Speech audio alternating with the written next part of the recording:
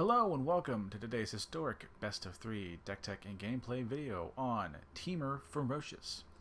Temur Ferocious is what I can only call a aggressive combo deck, meaning that it is at its core an aggressive deck that uses loads of creatures to bonk your opponent in the face, but also has a sort of combo element to it with cards like Temur Ascendancy.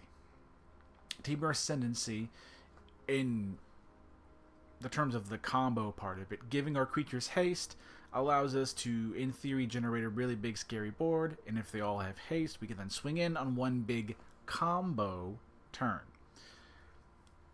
So, in order to make Temur Ascendancy work, and really where the name came from was a couple of the,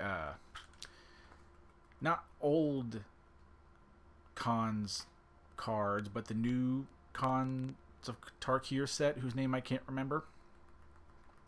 And mainly Temur Battlecrier and Audacious Knuckleblade.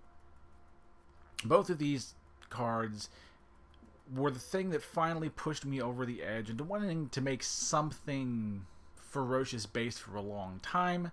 That and Without Outcast Trailblazer being another card draw payoff, and another thing that cares about ferocious creatures, even though it's not from Tarkir.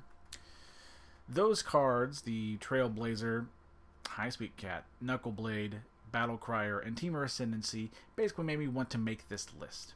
And beyond that, we have just good creatures that have 4 power or greater for the most part, and if they have any sort of synergy amongst themselves, that's great, but they can also just be good cards. And you'll notice with all of the creatures in our deck, they could all be hit off of a single Collected Company. Collected Company, one of those fantastic glue cards that if you're running a green, even remotely aggressive list, you'll want to put in. Why is my game so quiet? Okay, sorry about that. I was expecting music and I hear none. But anywho, we play Collected Company to, at instant speed, also play out all of our various creatures to hopefully go face on one big scary turn, or one or two big scary turns, and win a game like that. That is honestly the basics of the list. We play 4 power creatures, we hit them in the face as often as possible, and with Collected Company we can do all these cool things at instant speed. Land base, pretty self-explanatory. Some Triomes, some Stomping Grounds, and I have a mix of pathways in here since there's only really 3 cards that care about blue mana, and even then we only really need 1 blue mana source at any given point in time. Beyond that, this is one of those, because it's a slower deck, you can really run whatever lands you happen to have your hands on. Like I have Restless Ridgeline and even the Commercial District. Since this is a list that's really not looking to do anything on turn... Not only is it not looking to do anything on turn 1, it couldn't even if it wanted to. So you can afford to run slower lands that give you some extra utility. Hi, Sweet Cat, who's messing with the mouse. Goofball. Also have some good dual face lands that also supply some extra... utility in a land base. Sideboard, pretty self-explanatory. Rampaging Ferocidon for life gain, hate. Reclamation Sage for artifact and enchantment hate. 2 copies of Surak Dragonclaw, since I wanted a way to be able to answer the high density, shall we call it, of counterspells floating around in the format. Surak lets you do that, and also lets your other creatures do that. Couple rapid hybridization, because sometimes you just have to remove a creature, and a deck like this doesn't have the greatest way to remove opposing creatures. Intervention for board wipes and interaction. Ooze for graveyard hate. And a couple of Brotherhood's End, because sometimes even with an aggressive deck you just have to sweep a board, since decks can go wider than you. And of course, having the extra upside of the whole artifact hate is just gravy on top. And that's the basics of the list. Don't forget to like the video if you like it, subscribe if you like my grab bag of content and would like to see more in the future, and if you have any sort of questions like I don't have X, what about Y, or other nice comments, I'll do what I can to respond to what I see. Well, that out of the way, we'll go on now to game number 1. And game number 1 with our Temur Ferocious list. And as always, we play first because we have a brain. And this is, honestly, it's perfectly fine. Not the most exciting hand, but we have a turn 2 drop and we have a Temur Ascendancy. You can't really ask for more. Might as well play tapped lands, while we don't have anything to do otherwise. Isn't that right, Goobity Gooba? You okay? I know it's really hot. It's like 100 degrees out. It's really hot. Yeah, we'll do a Boseiju. Go ahead and play Fanatic of Rhonas. Another one of those cards that does not strictly have Ferocious itself, but you can... Well, it does have... It does have Ferocious itself, is what I mean to say. But it's another one of those cards that is a good card in a vacuum. Has Ferocious on it, so it was kind of going to go in the deck anyway. And if, you know, sometimes you can eternalize it to get a creature later. It's pretty good. It's going to suck game 1. Pathway on blue. Play a Temur Ascendancy. Just try and block. This is one of those matchups where we're probably going to bring in some hybridizations and some rampaging Ferocidons. But this is one of those, it just... How well this match goes will just simply depend on the draw. If we draw well, we can win. If they draw better, they can win. Kind of thing. Although, their dudes are starting to climb out of range real quick. Let's see what we draw here. Because if he attacks with Old Moon Dancer, we're never taking that block in a million years. Yeah, that would be silly. Land is not the most useful. I guess we'll play Jolene here. Oh, don't hit buttons. It's okay, Joe. I love you. We don't love giving our opponent life gain, but we can't not play creatures in a list like this. That would be, like, too much. We'll draw the card. In that case, we will play a Pathway on red. Play the Warden with the Fanatic mana from Ferocious. Draw a card and just keep on trying to dig, and hopefully we can find some. Isn't that right, Goobity Booba? Little lady. I'm petting you. Yeah. Being so silly. So silly. Okay. Oh yeah, it's the scry part that makes that take forever. I was thinking it was a... like a Johnny's Pride Mate thing where it just get bigger. Of course, we will draw a card. That is something. Honestly, might as well attack. They're never in a million years do they give up their Soul Wardens. They might jump with one, but yeah, they're... Not only are the Soul Wardens, like, really important to their list, they are a life gain list, so you can afford to, you know, take some hits here and there. Ruby's one of those ones that...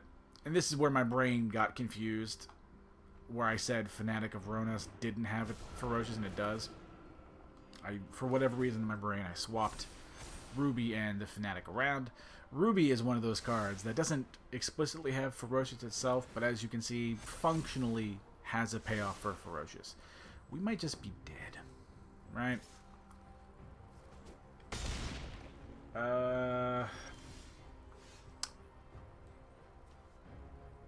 Not exactly dead, but it's real close.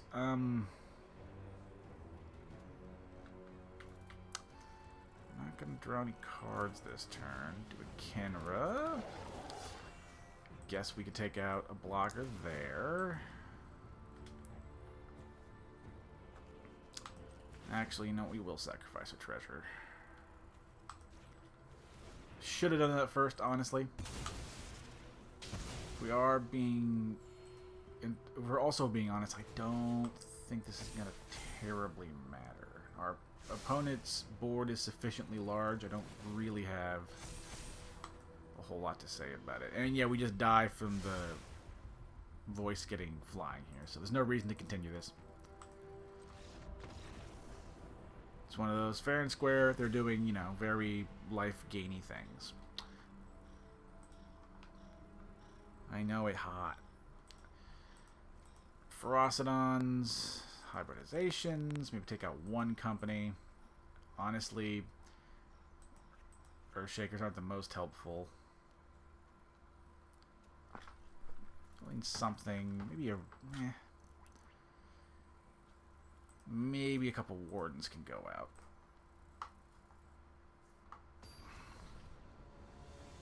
Don't worry, Gooba.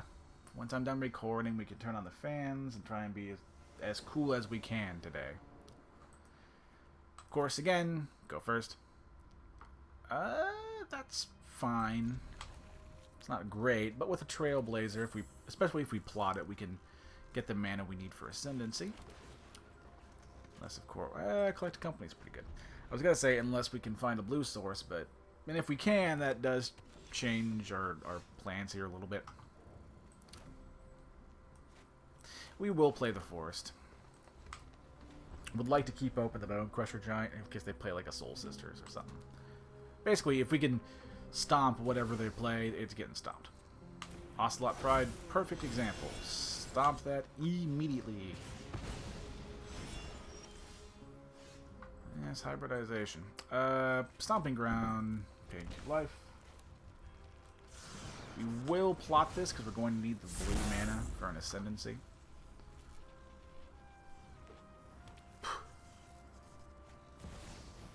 Okay, Heliod's pretty good. They're also taking turns off, which we love those. Take them where we can. Plotted Trailblazer, 1 blue mana. Playing Ascendancy. Alright, we're doing better. They didn't have a particularly great opener of like 2 Soul Wardens, so we're able to hopefully now get under our opponent a little bit. They have their own collected company, which makes sense.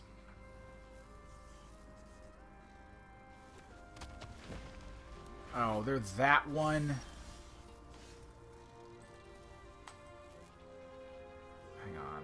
Another creature you control enters. Okay.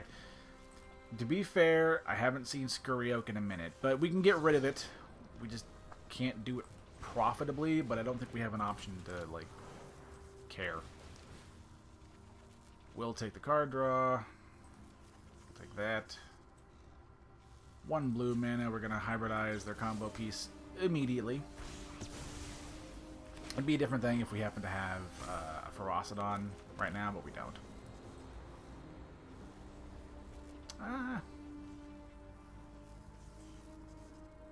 Honestly, yeah, we take those. If he trades for both of them, it's fine. He doesn't. He just takes the damage. I mean, yeah, he's a life gain deck, but he hasn't been doing that much where he can afford to just keep on, like, getting domed. Lunark is their creatures, right? Their creatures. Now, what is this card? I didn't super look at this. Another creature you control enters. 1/1 counter on this creature. 3 or more is flying in night. Cool. Now. Okay. There's no way we win here, so... At least with the Sky... Yeah, okay. They've got the combo. They out-comboed us. To be fair, you don't really see a whole lot of versions that are running the Scurry Oak, which is honestly good because it would make that list somehow even more painful. But even then, I mean, while I've had fun with this list, I don't think it's going to be the next, very top of the ladder. So this is going to be one of those you have to really enjoy fun builds. And it's not like it doesn't work. Like, it mechanically works. I don't think you're going to climb anything past Platinum, which is not a bad place to be. Anywho, on now to game number 2. And game number 2 with our little Temur Ferocious list. And this says lands and spells and things we can cast. That's fine. One thing I will bring up, in case any keen-eyed viewers might notice, you notice that my rank has dropped. This is not because the deck has all of a sudden become terrible, but due to the IRL issues that I have spoken about in the little community post. I've had to break up these recordings. So basically, this has happened after a ladder reset. Anywho, on to the game. Pathway on green. What is that? Ah, Creeping Tar Pit. Very nice. I forgot,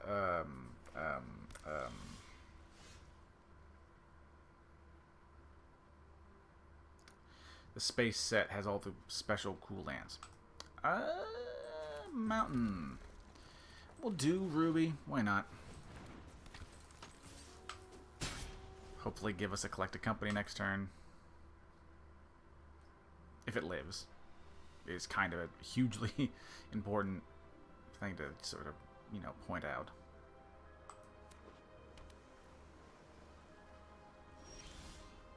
Okay. We're gonna go ahead and pass. Now this does 1000%. I was gonna say it telegraphs that we have something open. Honestly, yeah, I'll Collect a Company now. Why not? Outcast. I'm not gonna make use of the mana abilities, which isn't great. Yeah, mechanically does not matter what we do here. We can't use the mana anyway. Someone's Ransom, get some cards. It doesn't matter.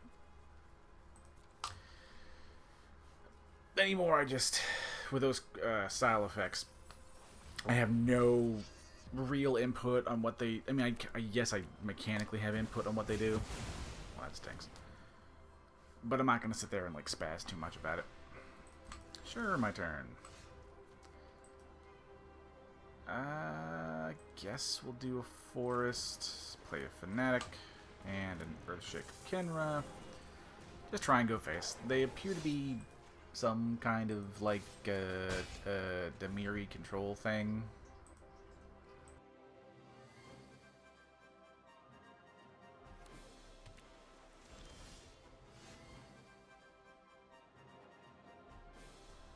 Sorry about that.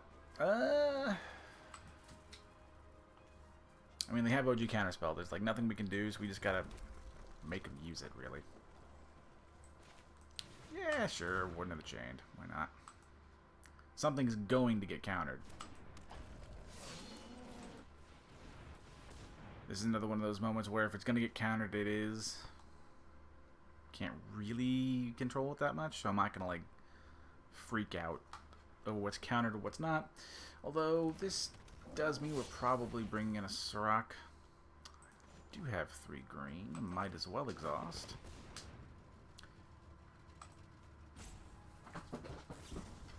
I never super read that card because I've never seen it.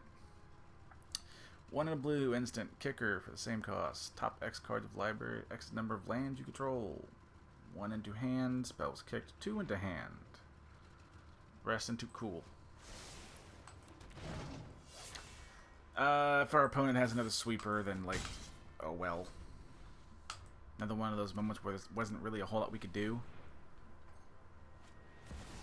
Yeah, okay, that's fine. Okay, so they're... Yeah, we're going to bring in some Sirach Dragon Claws. At the least. Honestly, yeah, let's do the Knuckle Blade, why not? Again, if they have counter... I mean, they have counter spells. If they use counter spells, I should say, then, well. We're going to get sort of out-controlled here. And they're really getting to the point where they can have whatever their big, like, turn-the-corner kind of card is. That's fine. Don't know if there's any... I think it might be... Yeah, I was about to say, I think there's a couple more basics, but not much. Sure, that's fine. Trailblazer. Might as well play it. Unless you have another counterspell, which is possible. That's fine. I am going to do the Fanatic, I suppose. Fatal Push.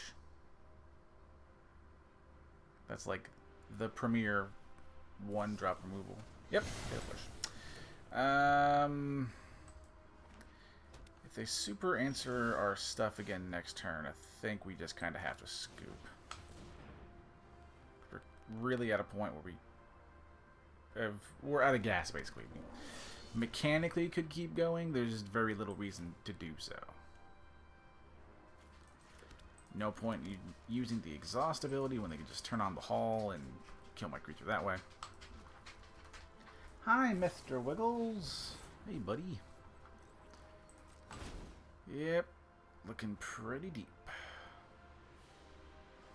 It's kind of interesting that Edge of Eternities, I think is the name of the set, I remember now.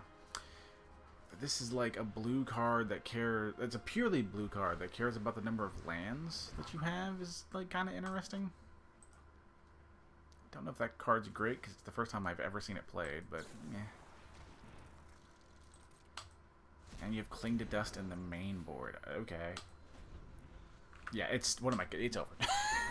I could sit here and just get bled dry for the next 20 minutes, but I'm not going to do that. And that's fine. Interventions coming in. Serac Dragonclaw also coming in. Take out 2 collected companies because we put in 2 well, 4 cards. 4 non-hits, but 2, individual cards. That won't really work. Earthshaker Kinras aren't going to be that useful. They're not running enough creatures that we're going to turn off the blocking of. And honestly, like, even with... this is not related to what I was just talking about, but we might as well talk about it. Since we're in the last game of this particular video. Again, play first, because we have brain. Perfectly good keeper... Lands, a sideboard card. Sorry, lands and spells, sideboard card. Can't ask for much more than that.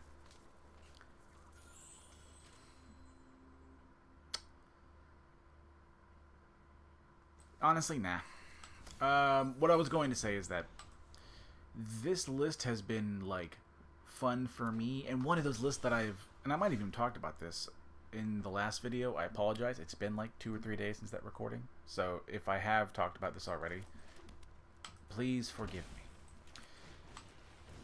What I was going to say is that this is one of those lists that I find, as like a person who loves to brew decks and stuff, really fun.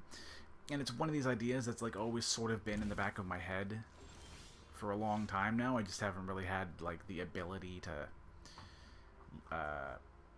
not the ability. I haven't had sufficient cards to like even make the idea kind of work. Really fast, play the land, pay 3 life. You will plot the Trailblazer. But it's one of those things that, like, the deck mechanically works. You will get to platinum, but as you can see, it like it struggles to do any more than that. Which I've always talked about. I don't personally mind that. But if you are looking for a more competitive list, I do not think that this is it. Now, if you don't super care about, like, being all that competitive, I mean, you, like, care a little bit. But if you care about winning solely, this is not the deck for you. If you like fun lists that are more interesting build-around kind of things, then I would recommend this. Now, into the actual game. If the Trailblazer resolves, we're going to use the generated mana to get a blue for the Knuckleblade. Do I think it's going to resolve? At this rate, no. That kind of makes sense. That case...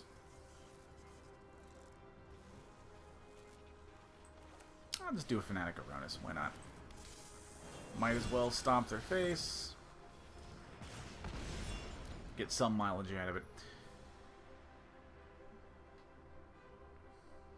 Now, at least with Heroic Intervention, we might be able to survive a sweeper of theirs. We just have to make sure to, like, even if it's not efficient damage-wise, we've got to keep up with the sweeper protection.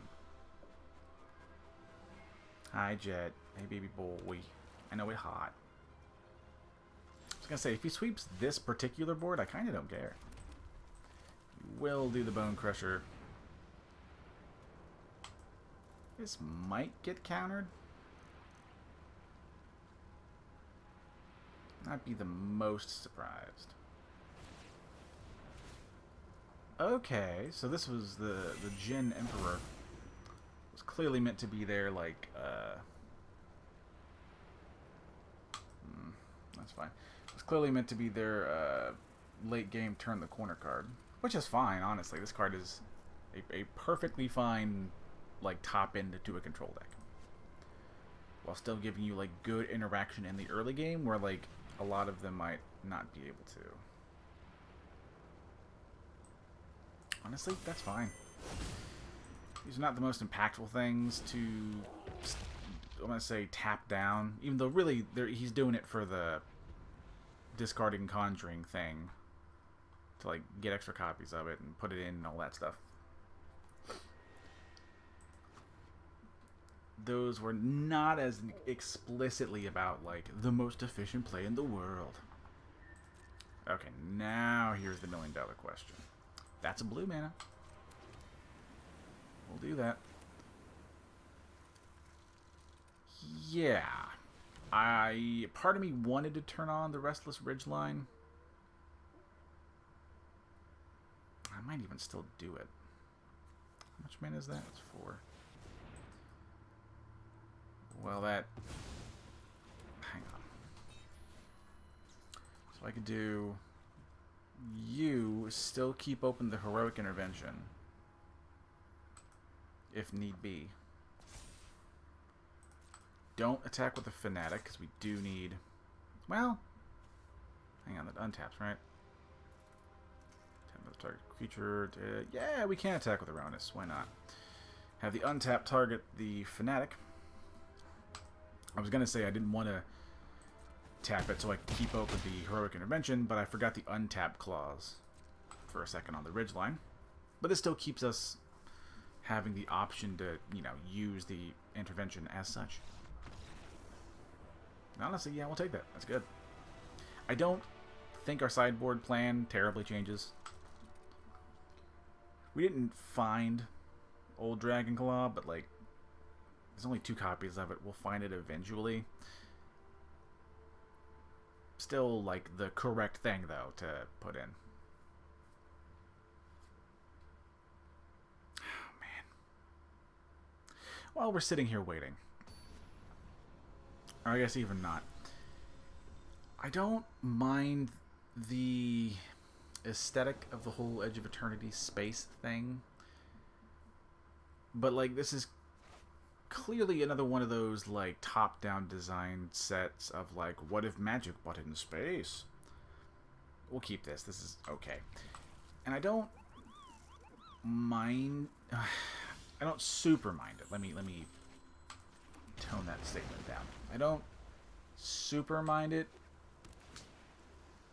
But, like, top-down design sets should be, like, a little more sparing, in my opinion, than they are. Play a forest. Yeah, we'll do Ruby. Why not?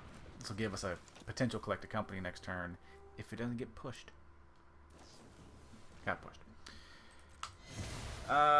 Yeah, I don't... Every once in a...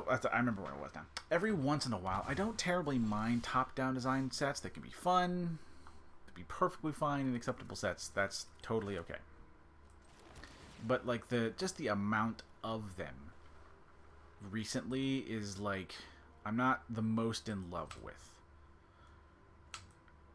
It's just one of those, like, because not even just to pick on Edge of Eternities. What was the Vampire Wedding one? The Innistrad Wedding one might be a bad example, because we'll go back to Innistrad, but, like, the wedding thing is never going to come up again, ever. So that maybe that's not the great one. We'll do the Thunder Junction set. Fucking Magic but Wild West. Ooh. I don't think we're ever going to go back to that set ever again. I could be wrong. I could be 1,000% wrong.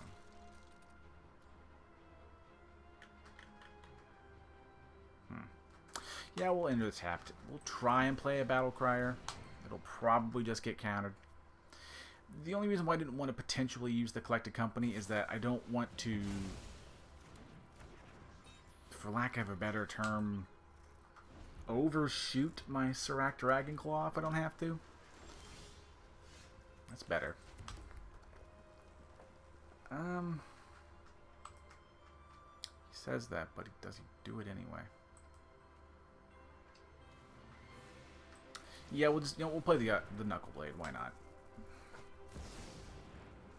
That certainly is a card. Might as well. To be fair, our opponent is playing a pretty honestly fair and upright, like, Temur control list. You can't super fault him. They're not doing anything particularly degenerate. Just, you know, about as classic of control magic versus... Honestly, I called this, I believe, like an aggressive combo list in the deck tech.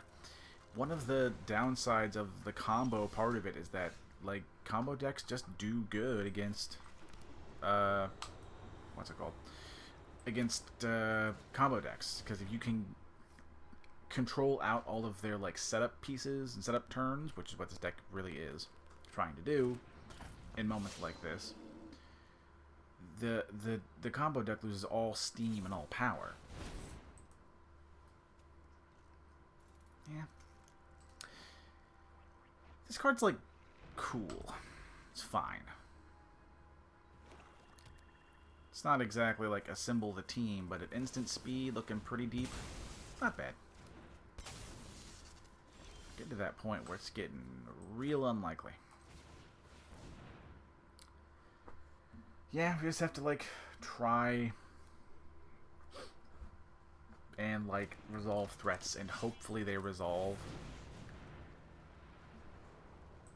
It's really unfortunate. Like, these two games have, like, really shown this list kind of getting hosed a little bit.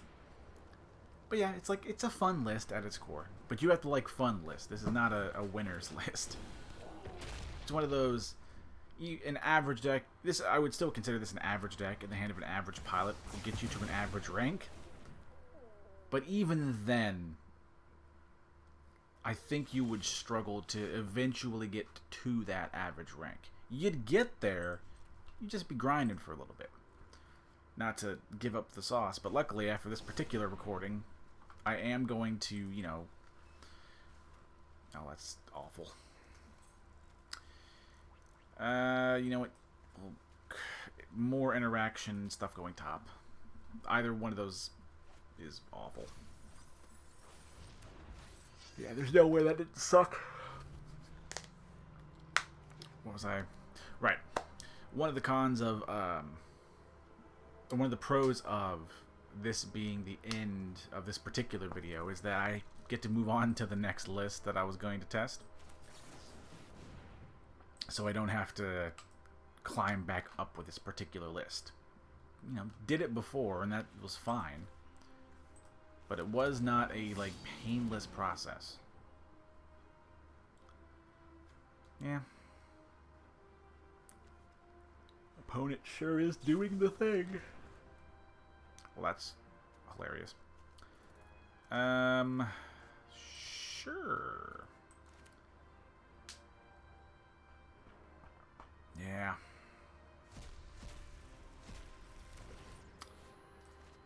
It's gonna say surgical extraction's a little weird, but this being what is effectively a combo list kind of thing, the surgical extraction makes a whole lot of sense, even though it's not like a hard combo. I guess you could call it like a soft combo. It's basically designed to do like a sufficiently large amount of damage in a turn, but it's not truly infinite. Ascendancy helps. This can give us some card draw to get back in. I don't super... I was gonna say I don't super want to run into Damnation, but they're just gonna Snapcaster to a counterspell and get rid of the Ascendancy. This being honestly one of the combo cards in question. Knuckleblade is another one that kind of serves a like similar role of giving all my creatures haste. So it makes sense that they surgically extracted that. I'm sorry, what? Did he not have...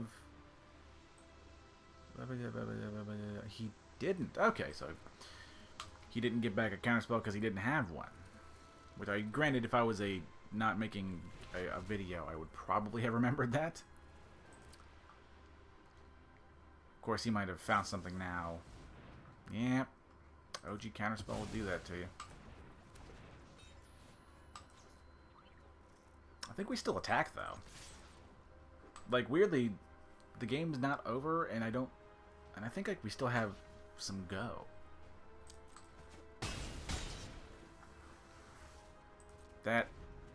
All the Storm Giant's gonna turn on real soon and start absolutely chunking me, but they might want to actually keep it. That stinks. They might want to keep that for defense. They might even need to. Though I wouldn't think they do with Damnation in hand. Lost a creature land, unfortunately. It's going to be a way to really... yep, there it goes. It's going to give us some options to do with all of our excess mana just sitting around. I think this is the last gust that we have in us. If they, like, answer our board a couple, like another time or so, that'll do. If they answer it again, I don't think we come back from this.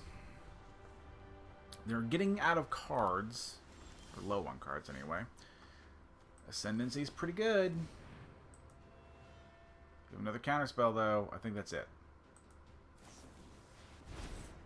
It's not exactly a counterspell, but looking 11 deep to find one will probably do it. Yeah, this is almost like a... I mean, you can also kick it. It's almost like a blue version of like a Symbol the Team. Okay, yeah, that's it. Okay. Alright, we got absolutely trounced in these two games. Granted, the first game was Selesnya Soul Sisters that also went infinite thing that you don't really see a whole lot. But like a very like counterspell heavy control matchup, you'll hear me talk about including cards in list to deal with lists like this. Sorry. You'll hear me include cards in my list to deal with opposing list like this very often. Like, again, Surak in this list, or cards like Chandra, Awakened Inferno, are for decks in matchups like this. But again, to beat a dead horse, deck is fun. Is it fine in average strength? Yeah. Will it go above average? Probably not. But if you have fun, and you like having fun and trying new lists, then I can recommend it. I don't know if I'll come back to it, though, if we're being honest. I mean, maybe if, like, another Ferocious set comes out and, like, specifically pays off. Having, like, Ferocious creatures, maybe, but even then, who knows. Anywho, thank you all so much for watching. Don't forget to like the video. If you like it, subscribe if you like my grab bag of content and would like to see more in the future. And if you have any sort of questions, like I don't have X, what about Y, or other nice comments, I'll do what I can to respond to what I see. Thank you all, and I'll see you in the next video. Bye-bye.